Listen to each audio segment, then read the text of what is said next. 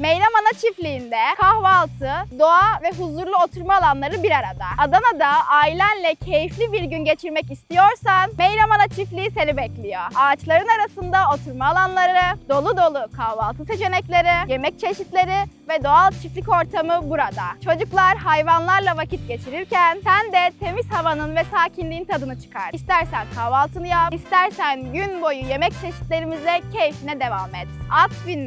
At binme eğitimi ve safari deneyimiyle burası sadece oturulacak değil, yaşanılacak bir yer. Detaylı bilgi için WhatsApp hattımızdan bize ulaşabilirsiniz. Hepinizi Meyran Ana Çiftliği'ne bekliyoruz.